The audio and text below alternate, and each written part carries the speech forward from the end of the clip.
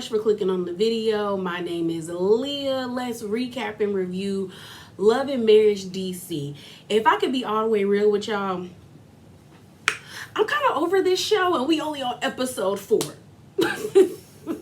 I am really just kind of like, okay. You know, the crazy part is, like, as I was watching this episode, I realized that if I had not committed to reviewing this show, and like I hate like starting things and stopping them unless I got like a legitimate reason, but if I had not like committed to it, I probably wouldn't watch this show consistently. It probably would be a show that I would watch like every so often, like maybe 4 episodes went by or 3 episodes went by, and then like I sat down one weekend and was just like, oh, like let me catch up on the season and see where we're at. I think this show probably would have did way better on like Netflix, the way like which you had like with Young, Rich and African and Bling Empire, where they just release all the videos and you can like binge it, versus like us watching it weekly. Because this episode was boring to me. There were parts of it where I like got annoyed with people and was like irritated, but other than that, like I was just kind of like, this ain't hitting on nothing, if that makes sense. And the only reason why I say I'm kind of like bored is because the other shows that the network has, kind of like by episode 4 or 5, I was like, yeah, like I'm gonna continue watching this show. Like I got hooked. Even like I said earlier on, I don't watch Love and Marriage Huntsville like now, but when it first premiered, I was into it. Even with like Ladies Who List and the Bell Collective, I was like, oh, okay, this kind of cute. But with this, I'm bored. And we're only on episode 4, and that's not a good sign. But let's get into y'all. So the episode opens up where it left off, where we have Tasha, Winter, Ashley, and Arena still sitting at the restaurant, and it was basically just like a review, or like a review of what they like. A review of what they were talking about. Ashley feeling some type of way, Winter feeling some type of way, and then them basically agreeing to like get to know each other better. So we end up, Arena ends up interjecting, and she was like, I'm glad we could get to some understanding. But she was just like, you know, y'all keep asking me about how me and Jamie got to like our 26 years. And she was basically like, you know, we're not perfect. There was some infidelity issues, this, and this. But she was like, basically, I never like caught him. I had an inkling that he did, but I never caught him. I could never present evidence to be like, oh, you cheating. And so Ashley chimes in and she's like, yeah, me and Quick have had our things where we had tit for tat, but we did that before we got married. But she was just kind of like, but he's my best friend, and like I always want to talk to him. If that ever changed where I don't want to speak to him, or I don't want to like associate myself with him, then that's when we need to call it quits. But until then, like I'm happy to be with him. Like I do genuinely like love him and things of that nature. And Ashley also said, you know, like people have lied on me, so I know he could be lied on as well. And then Arena's like, if I don't hear it or I don't see it, then I'm okay. So they end the little meeting or the little like lunch date, and they cheers to working on their associateships. So then the next part of the episode, we see Ashley, Sean, I think that's that man's name, Sean, which is like Quick's manager and like second dad, and then Quick. So basically Ashley stopped by Sean's office because Sean basically creates Quick's like itinerary, his schedule, and books him for everything. And she basically was like, I want to be penciled in because you got my husband doing 15 events and he has yet to make time for me and the children. And Sean was just kind of like, I take ownership in the sense of like, I made him that way. Like I made him want to work hard and things of that nature. But I do want him to take time. It's just that like, you got to force him to do it. And Ashley was just like, yeah, that's why I'm here, so you can do it. So then Quick walks in and he's like, what y'all talking about? And they basically talk to him. We end up finding out that he's been in like 3 accidents due to like him being fatigued from being out all hours of the night, partying with his crew, like, you know, partying and hosting events and things of that nature. And Ashley basically was just like, I want time with you. And Quick was like, I worked this hard because I am able to provide a life for you and my kids that I never imagined I could. And basically, Quick just, I keep saying basically, I apologize.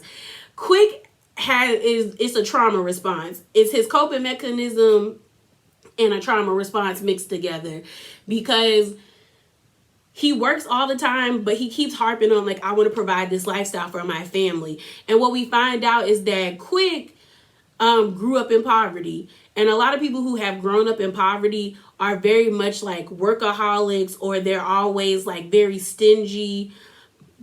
Excuse me, I won't say stingy. I'll say very like frugal, like to the point of being like stingy with their money, because they're always scared, or in the back of their mind, they always have that thought like, I could go broke at any time. And they never want that to happen to them again. So it's understandable. And I will say it's great that he wants to provide this lifestyle for his kids and his wife. But the issue is, when you're not around and all your kids see, or all your wife sees is material things, resentment starts to build. The greatest gift is to give somebody your time. That's why I don't like when people waste mine.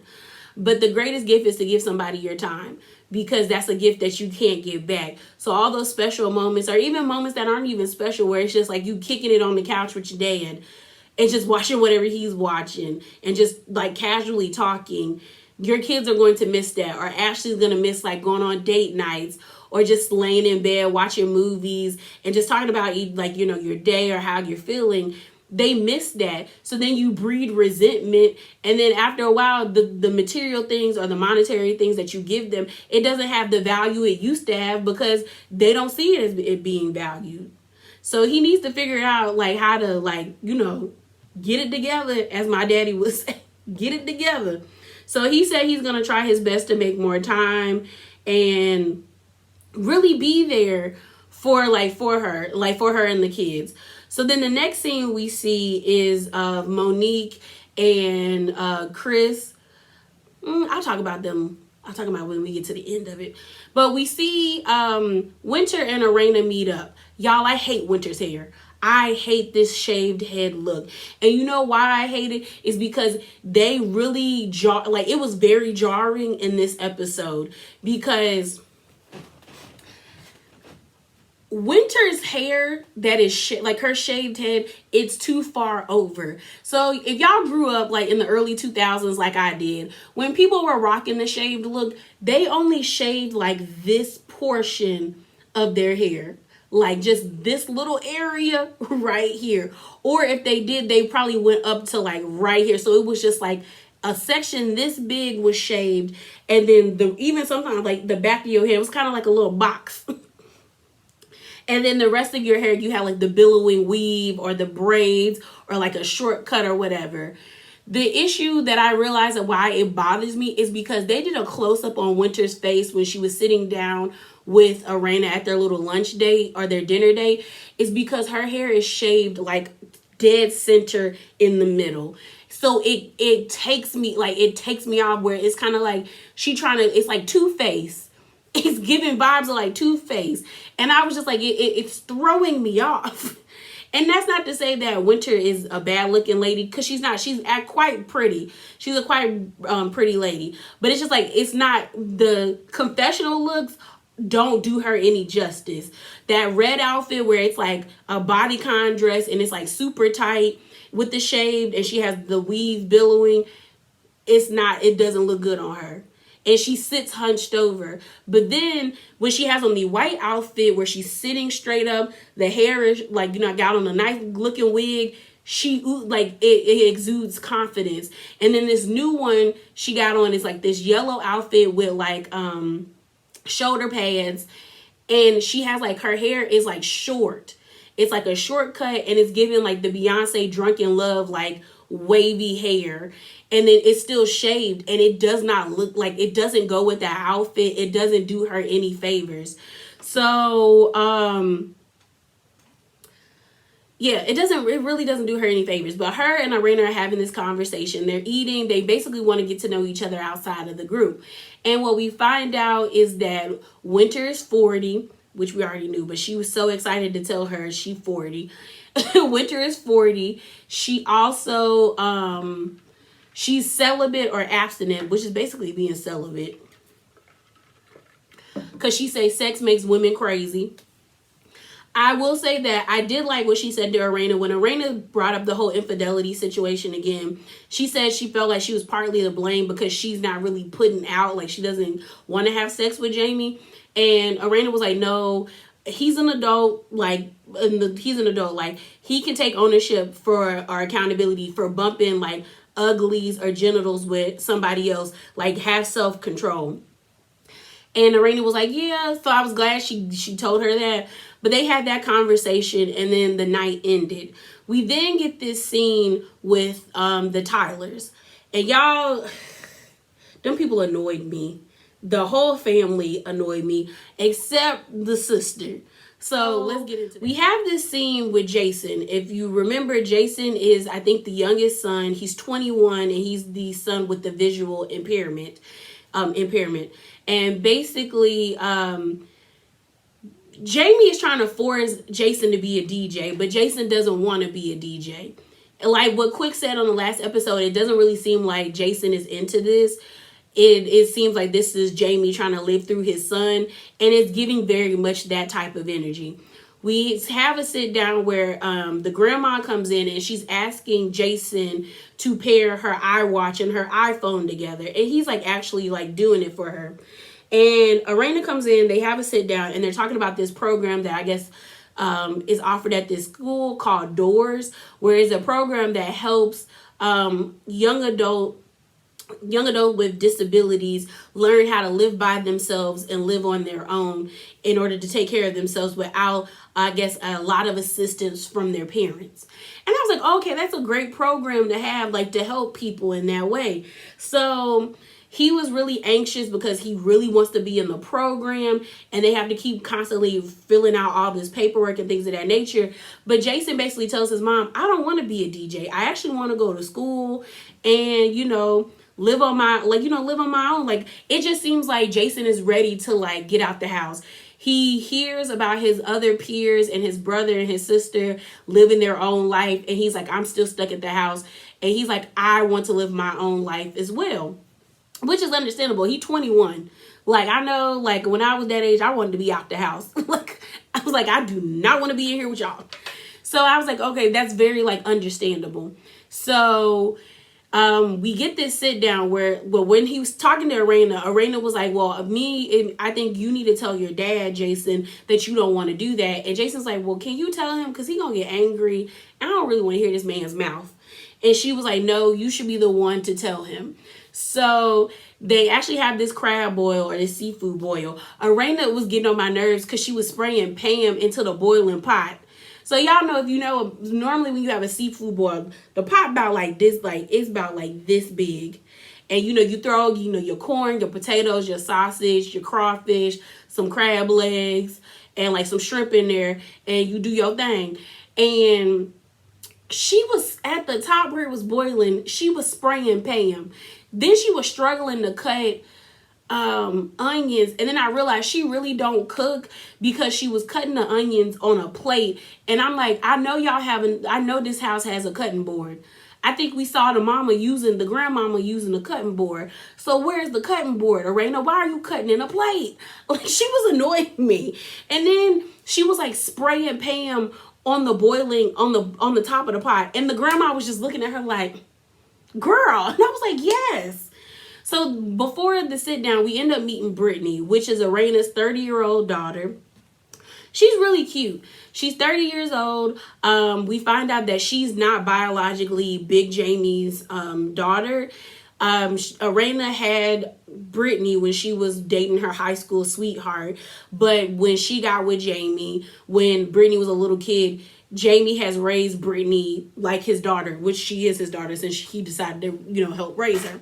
So they sitting down and Arena kicks off the conversation about Jason not wanting to be a DJ, but wanting to like be in school and get his education. So Arena was like, Big Jamie was like, well, I never heard him say that.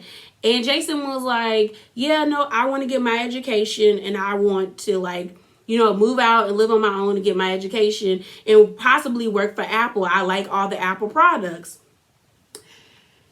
Jamie gonna fix his lips to say, because he made me mad, is going to say, well, you don't think it would be an inspiration for you to like be learning how to be a DJ at Quick's like school, and I'm like, if he doesn't want to be somebody's inspiration, he doesn't have to. He has the right to just be a normal young adult who has a job, who comes home, eats, cooks for himself, eats, calls his boys up or his friends up, play some video games, go down to the bar, get him a cute little girlfriend, and call it a day. He does not need to be an inspiration. And I'm like, so you're trying to like prop your son up to be something that he does not want to be. And it seemed like everyone at the table at first was trying to like force Jamie to like just comply with being a DJ, because what we find out is that Jamie liked to play a lot of instruments when he was a lot younger. But it also seems that Big James don't even be talking to his kids like that to even know what the hell they like to do, because he was like, that's new to me. And I'm like, your child is 21. That picture that they showed of him playing the trumpet, he looked every bit of like 12. Like, so that's middle school. So I'm like, you haven't had a decent conversation with your child since then to know what his aspirations and goals and dreams are. Like, that was wild to me. So what pissed me off was when Jamie was like, so what's your backup plan? I'm like, education is not a backup plan. Like, it's normally education is your backup plan. You know what I mean? Normally people are like, oh, I'm gonna go to Hollywood, be a star, and then like to fall back on it, they might have a degree that they can use because they go to college, just in case being a star doesn't work out. I'm like, he's trying to go to school and get an actual and get a career that's probably a lot more stable than being a DJ. Most of the time, people don't even listen to the radio like that anymore. And if they do have radio and if they got money, it's normally XM because they don't want to listen to the commercials. I mean, but because I'm just like, people listen to the radio. I mean, like, I even listen to the radio. But the moment they start to talk a lot longer than I expect them to, I'm switching to another station. So I'm just kind of like, why are you trying to force him to do something he doesn't want to do? Then little Jamie wants to chime in. And it's like, no, like, you should really be a DJ. Like, you got the power over the music and the money. I'm like, do y'all really even know how much a DJ makes? For y'all to be pushing this narrative on him to be like they make mad money, because it doesn't even seem like DJs make that much unless they are in like a syndicated like show that is broadcasted throughout the whole entire country. If it's just a DJ that's just DJing in the city, they not hitting on nothing if the city's not an affluent city. Like, ain't nobody listening to nobody in the middle of the boonies. Like, nobody, like, no one's making money that way. Like, I was just kind of like, why are y'all trying to force this guy, your kid, to do something he doesn't want to do? And then Jamie, like, little Jamie is like, because Jason said, I want to get my education, work for Apple, and, get some girls. And little Jamie's like, well, being a DJ, you would get the girls. Like, that's where the money at. And I'm like, this is why you are the way you are, little Jamie. This is why. Because you're sitting here agreeing with your father when your brother, who is 21 years old, is actually articulating himself pretty decently to say, I don't want to do that. I want to do something else. Like, I was looking at little Jamie like, shut up. Like, what do you do? We don't even know what you do. Because here lately, all we know is you like to smoke weed and you just bought a car. Like, what is going on? So then Brittany chimes in. And at first, Brittany was kind of like going with the table where she was like, well, it's a trade. And I'm like, that is not being a DJ is not a trade. Making beats is not a trade. Unless you giving them the actual artists that want to play your beats. So Brittany chimes in and she's like, you know what? I commend Jason for speaking up and talking to y'all, because she's like, I didn't do that, and now I'm 30 and trying to figure out what I really want in life, because she was like, I wasn't given the opportunity to really like find my like hobbies or like my passions, because I felt obligated to just go on the straight and narrow, because I felt like that's what I needed to do to like make y'all proud, or to just be in good standing with your parents, you know.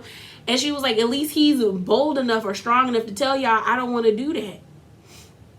So then James gets a little pissy where he's like, so what about your education? Because I guess the Doors program is an educational program. And Arena's like, we still doing paperwork on that. And I'm like, why don't you know how's that's going?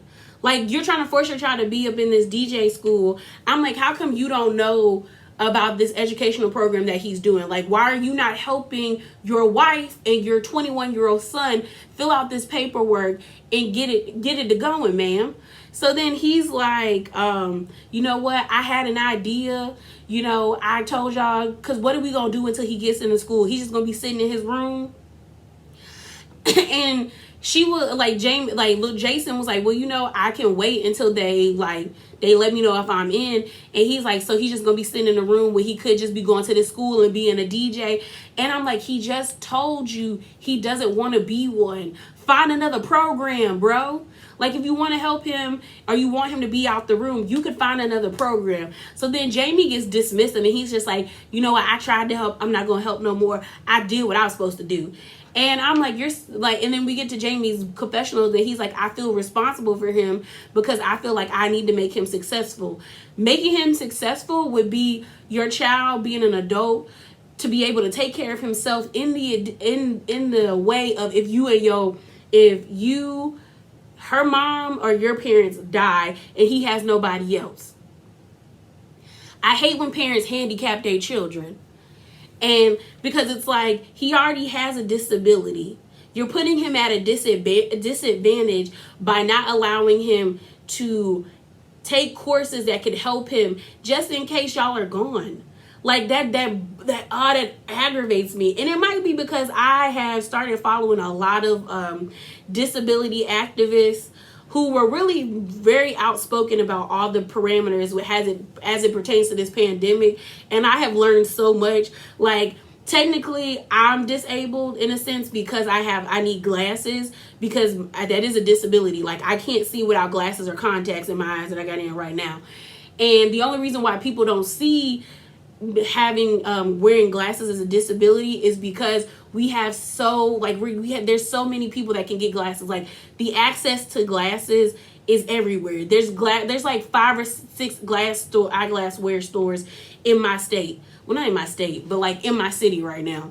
Like in the little city that I'm in right now. So it's like you don't see it as a disability because it's so accessible. And they have spoken so much about how parents and like family members have treated them or have acted like when they have been able to like express themselves, where they just dismiss them like they don't know what they're talking about.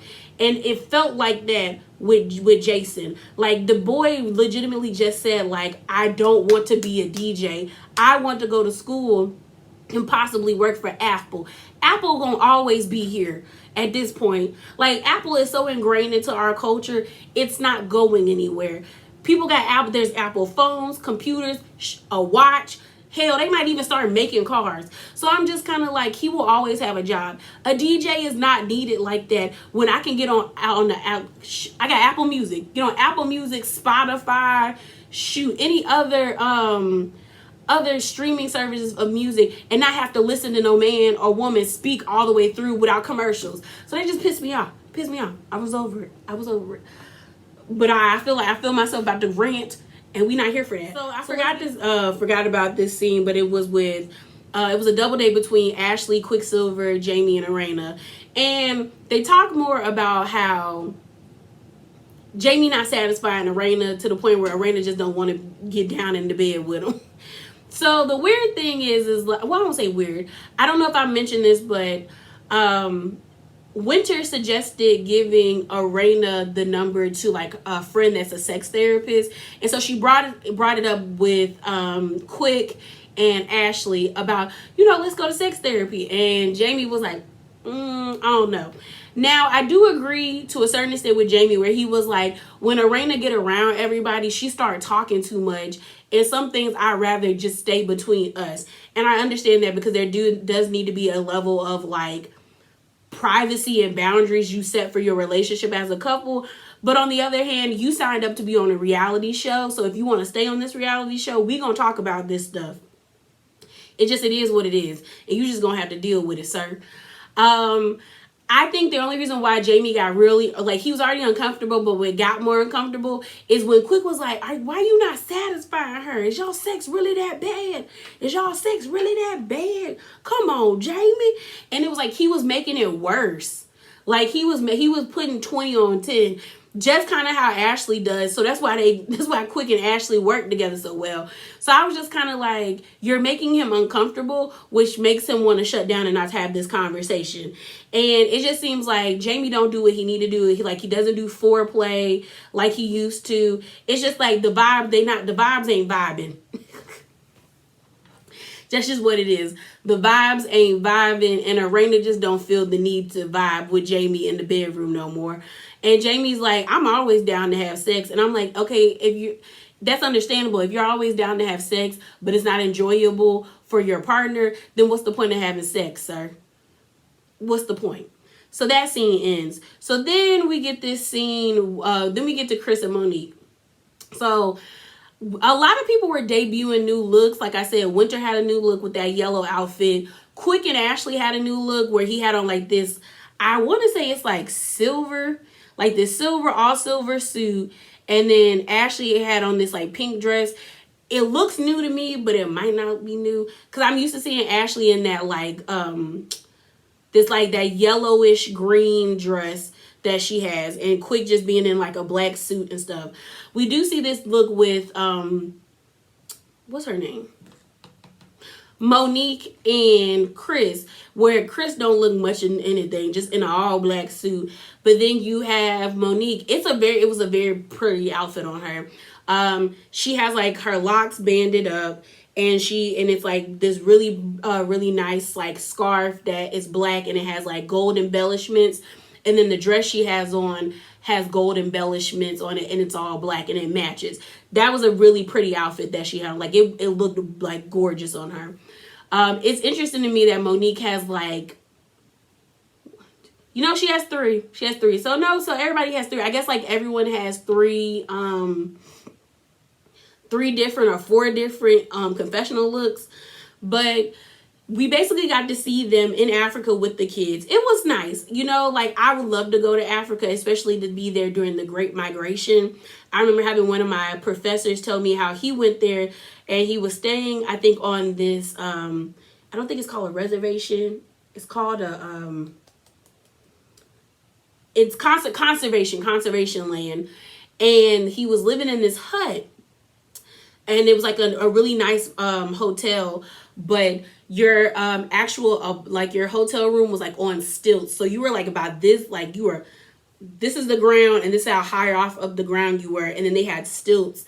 And when you would wake up in the morning, you could see the animals, like the zebras, the wildebeest, the gazelles, migrating through the plains. And I was like, that's an experience I would love to have. Like just waking up and you see them, like, wow.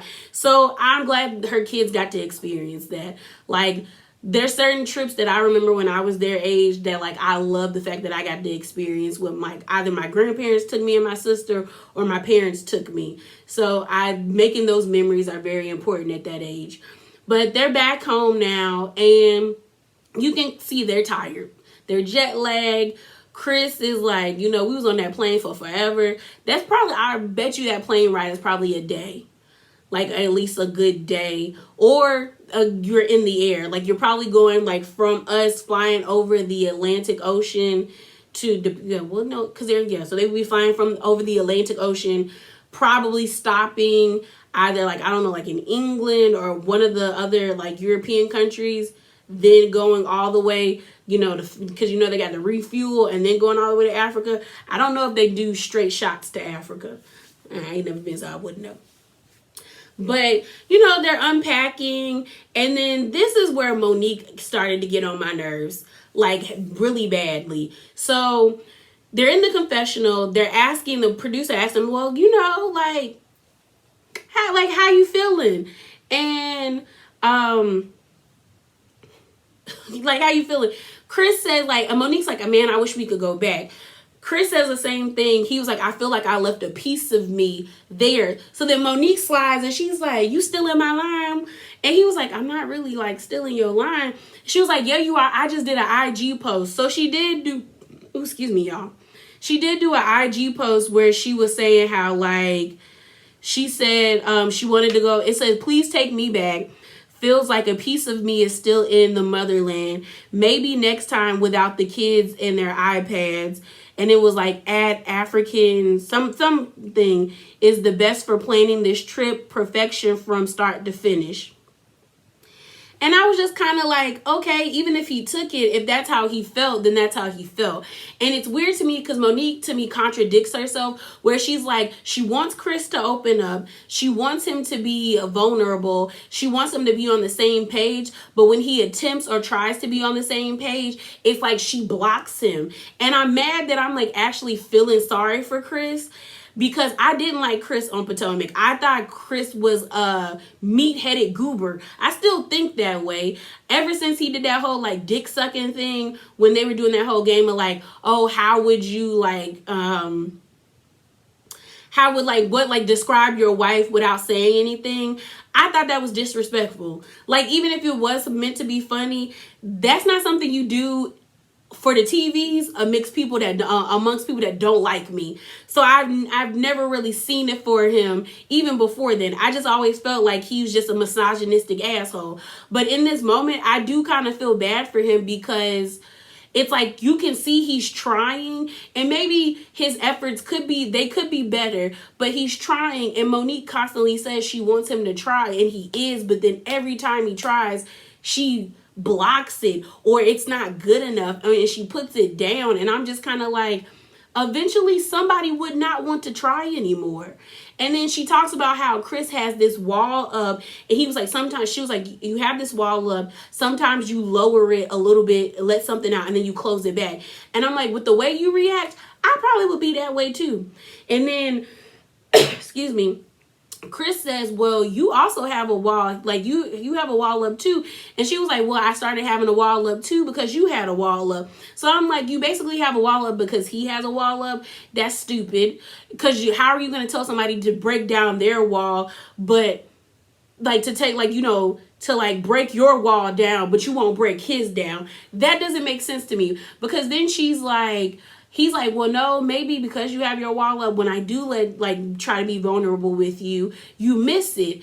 And she was like, well, you got to break my wall down. No, I'm not doing that. I'm not doing that. I would not do that. Like, I was just like, girl, you're insufferable. And it shows so much here. So they're in the house, they're unpacking. And this is where it really, like, I really was like, oh, like, I would really be over her. Like, I'd be over her, because they're like, like, you know, she's unpacking. They're like talking about all the souvenirs. And this is where she brings up that moment that she wanted them to have. Like this moment of where, like I said on the last episode, where she was like, she wanted like that aha moment, that like revelation for both of them. But because they were doing so many like excursions and trips and things like that, like, you know, sightseeing and doing things like that, they never had that moment. So she's asking Chris, did he have that moment? Because I guess she wanted them to have it together, but she was hoping that they would have it apart. And he was like, no. But then she got mad. But I'm like, well, did you have the moment? Because if you didn't have it, what you mad at him for? Stupid. So then she's like, she didn't. So he's like, no. So she's like, you really didn't have a moment? And he's like, no. And so then she was like, why are you always just giving me surface answers? And he was like, I'm not giving you a surface answer. I just answered the question. He was like, I had a good time, but like, I didn't have a moment. So then he combats her, and he's just kind of like, well, I think you're mad that my answer didn't meet your expectations. And when she said this, that's when I was like, oh, you're insufferable. Because she basically was like, let me see, because I tweeted it out because I thought it was just like, I thought it was mean as hell. Because she says, she said, because he was like, well, my answer didn't meet your expectations. She said, if it's not what I'm expecting, then your intentions mean nothing. I was like, that is dismissive AF. Like, I know for a fact if the roles were reversed and Chris said that to Monique, everybody would be up in arms, including me, because we have seen oftentimes men will be that dismissive to their stay-at-home wife, like they don't do nothing. And for her to say that to him, and I was like, in my mind, I'm like, do you even like him anymore? Like, do you even really like him anymore? Because it seems to me like you don't like him anymore. It seems like you're tired of trying to make it work. And like they always say, stop staying in marriages for the kids. Like, if y'all don't really like each other, y'all don't really like each other. I just was like, that was mean. Like, that was just straight up mean. For like, I was just like, golly. So then she kind of like shuts down. He tries to ask her about her mom. She don't want to talk about it. So then Chris is like, cut scene, like Black China, like dead ass. We done. Like, we done. Like, cut the cameras, dead ass. Like, he's just like, I guess we done filming. And so he gets up and walks out, and that's when the episode ends, and I guess it's going to continue next. I don't know. Like I said, y'all, I was bored with this. I didn't think this was going to be that long, but y'all know I could ramble. But I don't know. That was just rude to me. I just felt like that was rude. I think I'm getting tired of them trying to build this show around Monique, because they brought it up in the beginning of the episode where they're like, we're all friends with Monique, and I just think we got to get it together for her because, you know, she's trying her hardest for us to be friends. And I'm like, this show is not going to last if it's going to be centered around Monique and Chris, because Monique is coming off very unlikable. Like, I'm sorry. Like I told y'all, I had never seen it for her after what happened on Potomac. And to be honest, I'm being very fair with my opinion at this moment. I just felt like that moment right there, it's just like she cuts him off so much. Like, she really does belittle him. And I never really even when she was on Potomac, I never got that from her. I really didn't. I was like, they had regular relationship issues where I was like, oh, okay, I get it. Like, he'd be annoying. Like, I wouldn't want to deal with him. But here, it's really like, I don't know. Like, I'm like, have you always been this like mean to him? Or like this like insufferable? Because it's like, it seems like nothing he does is good enough. So I'm kind of like, why are you with him? Like, why? Like, why at this point? But yeah, y'all, that is it. That is all. Remember to be bravely authentic and drop down in the comments below and let me know your thoughts. Deuces.